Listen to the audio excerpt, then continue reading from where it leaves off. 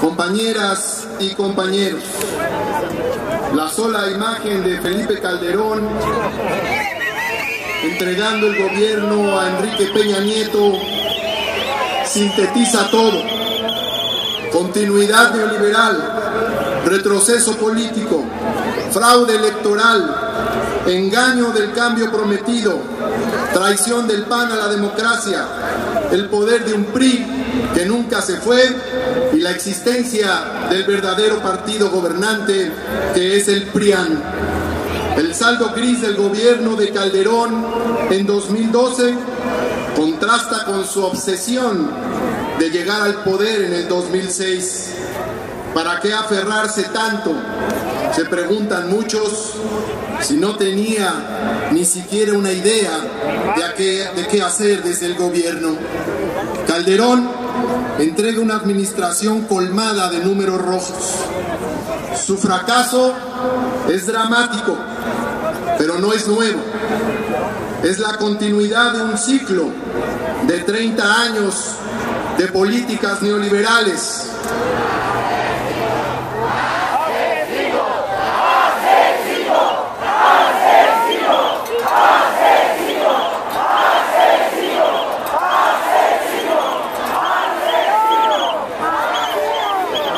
Es la continuidad de un ciclo de 30 años de políticas neoliberales a las que llegó la hora de someter a un severo juicio social.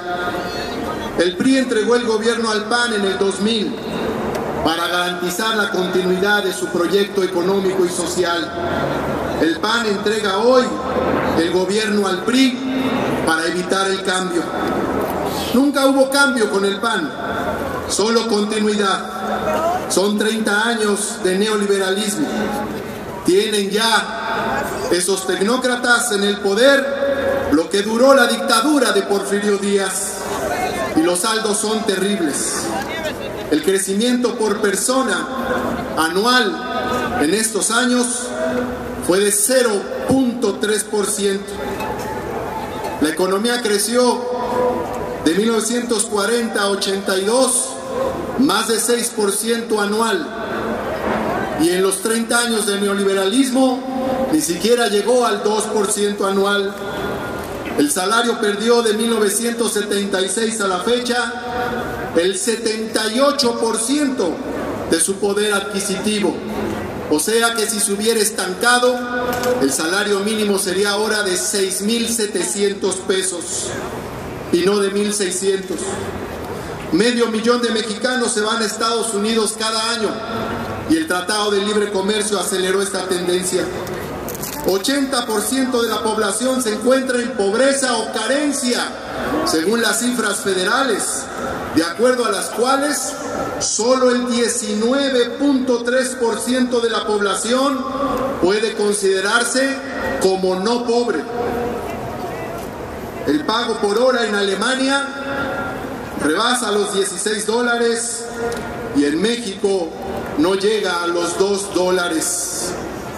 Al día de hoy, la tragedia cultural y educativa del neoliberalismo en México es brutal. En Alemania el 90% de los jóvenes va a la universidad. En Argentina el 62%. En Corea el 50%. En Perú el 33%. Y en México solo el 25% de los jóvenes puede acceder a la universidad, que es la misma cifra de hace 30 años. Al día de hoy, 2/3 partes de los mexicanos nunca han ido en su vida a ver una obra de teatro.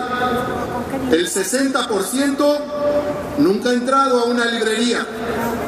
El 86% nunca ha podido acceder a una exposición de artes plásticas y el 91% nunca ha ido a escuchar a una sala un concierto de música clásica.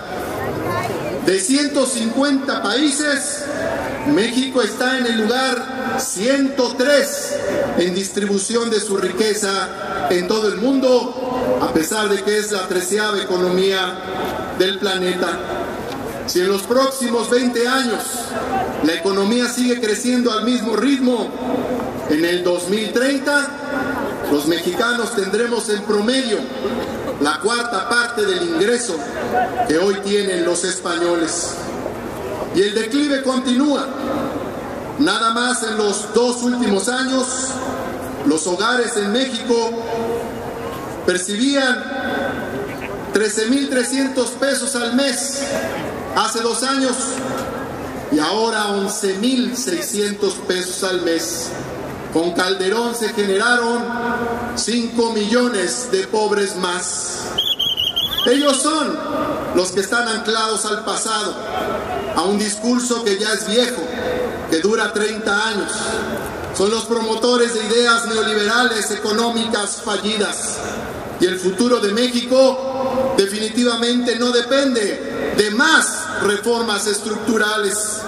Al contrario, el modelo neoliberal ha llevado a los pobres a la indigencia y ha empobrecido a la clase media. Ha pauperizado a los profesionistas y ha quebrado también a cientos de miles de verdaderos empresarios. No le sirve a México ese modelo. Urge cambiarlo. Pero al igual que Salinas, al igual que Fox, al igual que Calderón, Peña Nieto llega con su equipaje de reformas estructurales. No le importan los fracasos, no le importa la pobreza. A él y a los suyos nada los conmueve. Son mexicanicidas. Prefieren el fracaso de los mexicanos antes que cambiarle una coma a su modelo económico. Todavía no habían llegado y ya habían impuesto una reforma laboral que perjudica a los obreros, a los profesionistas y a los propios empresarios nacionales. Ahora quieren privatizar Pemex, con lo cual el Estado perdería la principal fuente de recursos fiscales. ¿Y de dónde van a sacar los recursos que se pierdan? Aumentando los impuestos, pasando el IVA del 16 al 22% y extendiéndolo a medicinas y alimentos.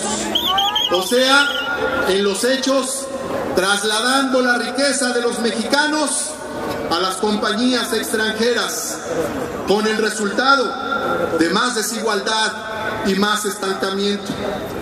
Por eso el fraude del 88, los acontecimientos trágicos del 94, la alternancia en el 2000, el fraude del 2006 y la compra de la presidencia en el 2012, para mantener un modelo que beneficia a una porción reducida e infinitesimal de los mexicanos.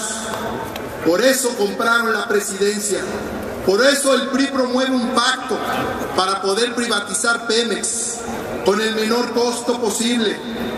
Por ahí, sin embargo, no hay acuerdo, sino desacuerdo nacional, porque privatizar Pemex divide a los mexicanos y aumentar los impuestos a la gente, especialmente a las clases medias y a las clases populares, lo divide también aún más. No tenemos otra opción más que luchar. No podríamos rendirnos, no podemos irnos a nuestras casas. No, tenemos la obligación ética, política, histórica de luchar. Y por eso la importancia de Morena como fuerza emergente, alternativa e independiente del poder, como fuerza que se basa en la gente y que tiene su poder en la población.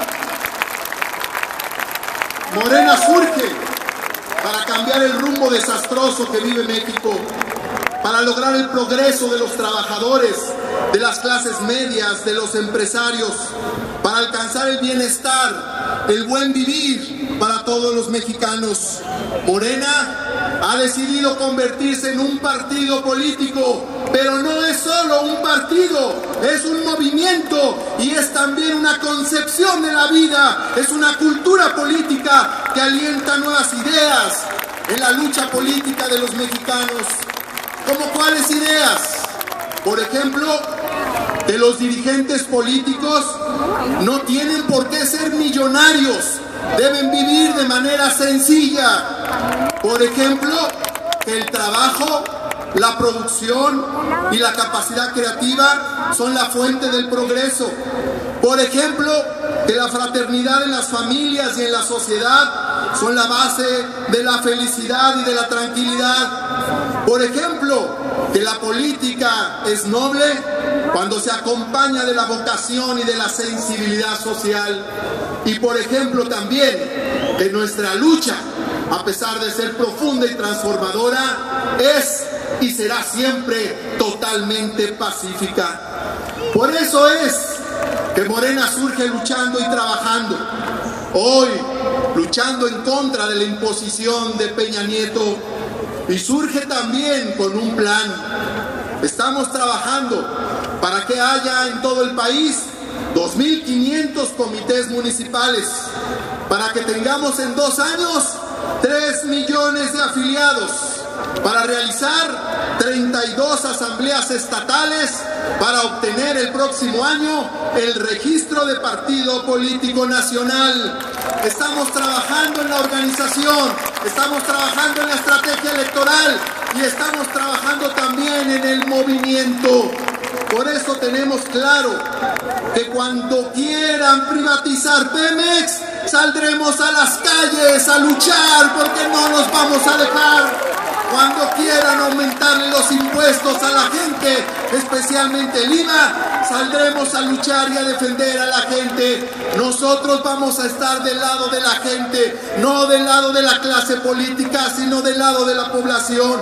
Y por eso nuestra lucha, además de la cuestión política y electoral, incluye convocar a la gente para los amparos contra la reforma laboral, incluye convocar a la gente para defendernos por tarifas eléctricas justas y estar del lado de todos los movimientos sociales, de los mineros, electricistas, de todos los movimientos sociales, tanto de trabajadores como de profesionistas y de todos los sectores de la sociedad.